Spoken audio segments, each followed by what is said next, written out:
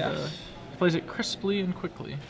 Well, that's always good. Yeah. You'd like to see competent players with even complicated decks, or decks with a lot of decisions. On the other side, Adam Turk playing Omnitel as you can see right there on the screen. Geez, thanks for ruining the surprise, Shoebox. Now, Omnitel is a deck we have not seen yet today, but we've seen the similar kind of things happening. People just trying to put Gristlebrand or Emrakul into play. I mean, those are the big cheating, two. really. That's yeah, all basically these decks just want to cheat. Turn 1 Ponder from Adam Turk, and he's going to get the cheating underway. Not actual cheating, by the way. I don't want to be like, yeah, now he's cheating. He's just drawing extra cards. He's not going to put anything back. He's just going to keep them. Adam Turk, I believe, has also seen a little bit of Open Series success. I think he has one top 8. Mm-hmm. It's possible more Aura that I'm misremembering, but I think he's got one. And Ponder finishes resolving. Yeah. And draws an Ancient Tomb. So he has the potential, if he's got a Show and Tell in his hand, to have a turn 2 Omniscience. Oh, Matt wants to see what's going on over there, so he plays Thoughtseize. And, well, I think we're going to have to see what the cat in that bag looks like if Adam doesn't force it. He's debating forcing it. And he does force it. Didn't see what he removed there? I'm sure it's his second Omniscience. That seems most likely. It looks like it, yep. He actually apparently came in 12th in Atlanta with Omnitel. So, a near miss. Yeah, trying to make more of a dent this weekend. And a Ponder from Matt to follow up that Thoughtseize. Keeps and draws Brainstorm. He looks a little vulnerable here. He doesn't have much going on. Sword, snap, Brainstorm. Yeah. There's some intimidation factor to keeping a Ponder in this situation, though. When you know what you're up against and you have just seen your opponent defend, you can kind of hope that maybe he's just not going to do it to you. Well, Adam's going to do it. Yeah. He plays the Show and Tell, turn 2 here, off of an Ancient Tomb. And Matt's going to have to let that resolve. And he does. And he plays nothing, an Omniscience from Adam Turk. And surprise, Gristlebrand. I think he's going to draw 7 cards. I think he is too. Looks like he thinks so too. So I think you should pay some life for that, though. Yeah, that will put him down to 12. Relatively safe and at the moment. Looks like he hit another couple Show and Tells. He has a spare Gristlebrand in there. So yeah, he seems to be in fine shape. He certainly does. I wouldn't want to be Matt right now. I don't even know how Matt comes back from this. I'm going to just draw 7 more. He is missing a combo kill or a counterspell, which he just found both of those in Burning Wish and Force of Will. And Emrakul. So Adam's holding over 30 cards? No, I imagine he's just going to go for the Emrakul, which will, that's Matt packing. Okay. Obviously, there were some other hijinks he could do there. He has Burning Wish to go get a variety of things, principally Petals of Insight for the combo kill. But Emrakul for 22 damage on his 3rd turn of the game will wrap things up nicely. Yeah, that'll do it. And you mentioned Matt looking very vulnerable. Just a couple of Swords of Plowshares, a couple of Snapcasters, and Brainstorm. Tapped out. Brainstorm couldn't even respond with Brainstorm there to just hope to find something. But just unable to do it. And sometimes that's how these combo decks work. They put it together fast enough to where you just don't have time to interact. Yeah, Adam's opening hand, very, very strong. I don't know if he had an Ancient Tomb or if I know the Ponder found him 1 Ancient Tomb, maybe he had 2, but he for sure kept that, and Ancient Tomb, Show and Tell, anything, and a Force of Will with a blue card is pretty good stuff. And that was huge because Matt had the Thoughtseize there.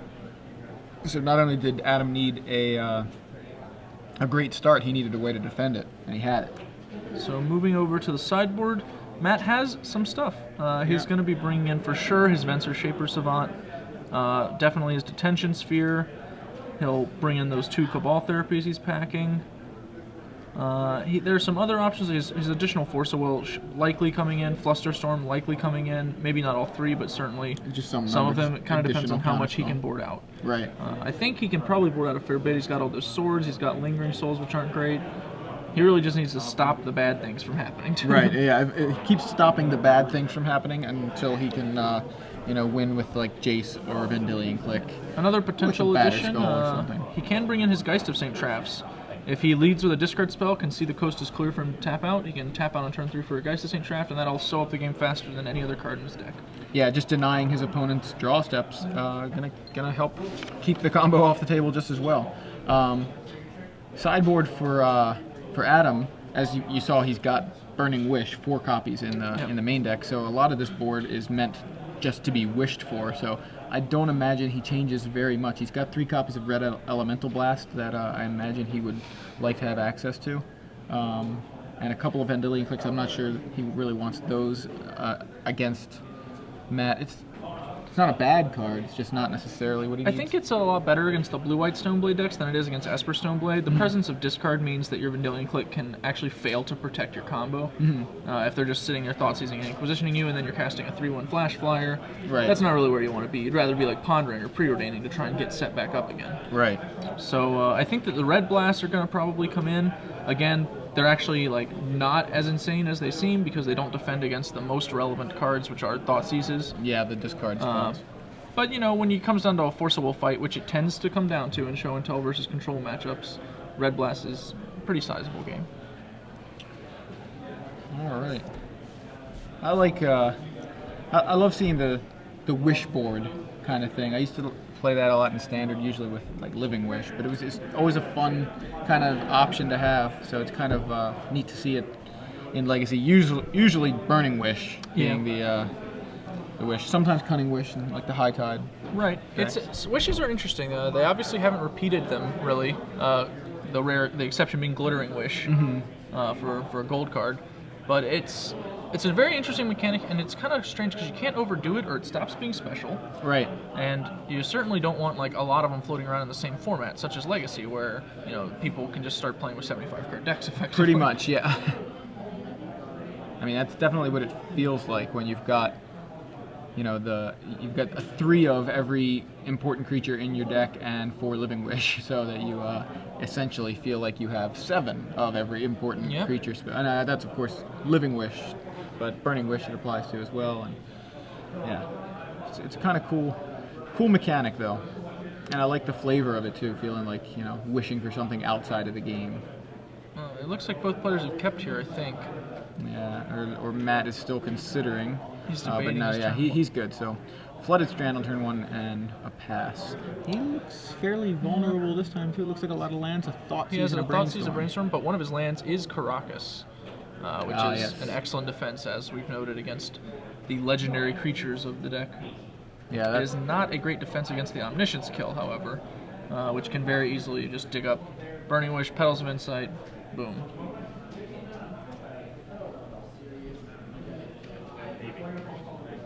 And a Ponder from Adam Turk. Keeps it, draws, I believe, a land. Yep. And there's that Geist of St. Traft you mentioned. So you might be onto something with the I'm going to Thoughtseize and then see if the coast is clear and then play Geist of St. Traft. So first Matt's going to Brainstorm. Sees Cabal Therapy, a land, and what was that middle card? I believe it was just another land. I'm not sure. Yeah, I thought so too.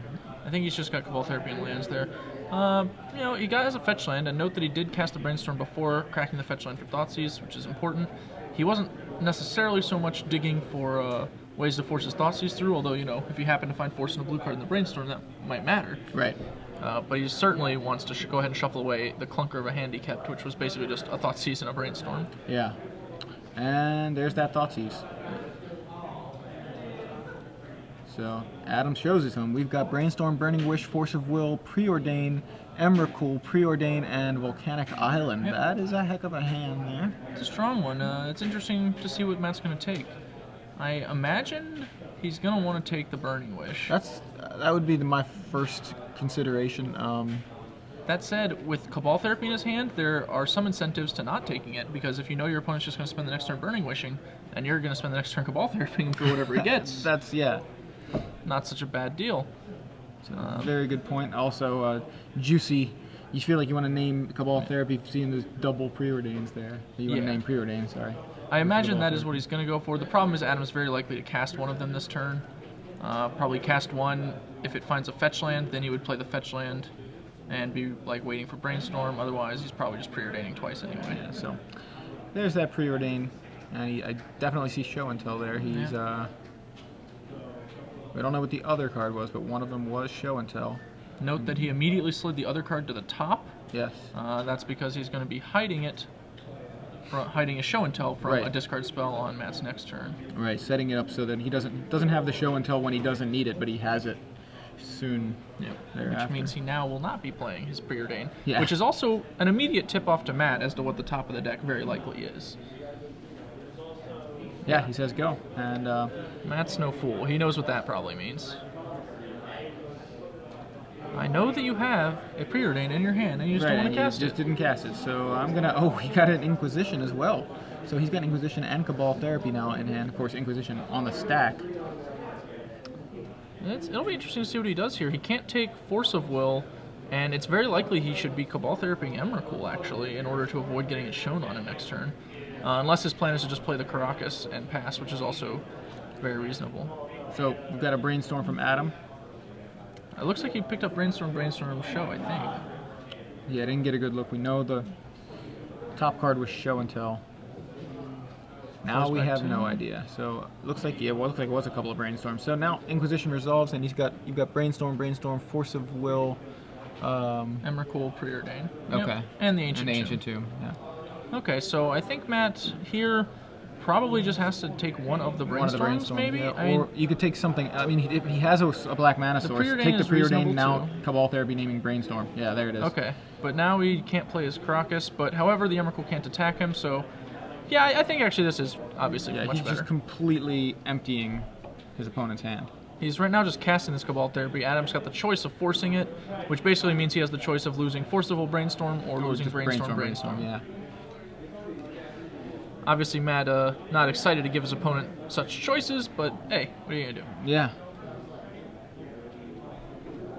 Either way, he'll be able to resolve Geist of St. Traff next turn and also play Caracas to bounce the Emrakul, assuming Adam goes for it. So which Adam, I find likely. yeah. Adam decides he wants that Brainstorm more than he wants the Force of Will. Pretty much a useless Force of Will because it was going to have no blue cards left in his hand Right. besides that one. And he draws, it looks like a Vendilion click off the top. So we know Show and Tell, it must be the next card. Assuming it was there, it is possible we missaw. No, I'm almost Almost positive. I mean, I guess I just don't want to say I'm 100% positive, but I'm 100% positive I saw Show and Tell.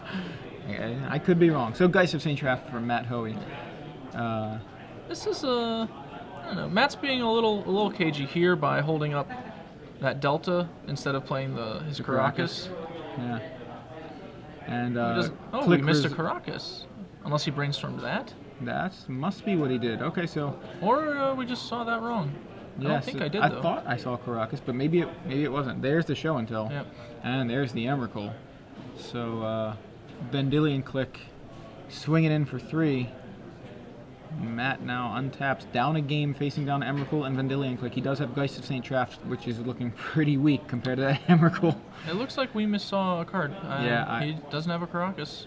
Yeah. I don't know what card it would have been, though, so it's kind of peculiar. Possibly the dual land there. It's the only one that looks No, it wasn't. at all like Caracas. But I think maybe it's possible. I think it was a land he away. shuffled away. It And kinda I has am to be. sure he did not shuffle away a Caracas, so it must have simply been a different land. Oh well. Snapcaster brainstorming, now certainly looking for a Caracas.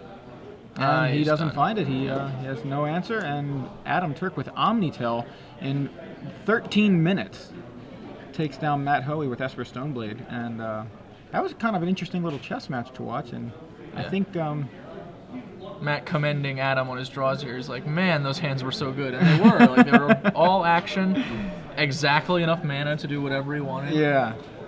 He had disruption, he had protection, he just had everything. Adam played that very well too. I mean, he got hit by Thoughtseize, followed immediately by Inquisition, and then a Cabal Therapy for a good chunk of his hand, and he still just he still had it. He played it well. He hid his Show and Tells, the cards he needed. He hid them in the right place. Apparently, someone on Twitter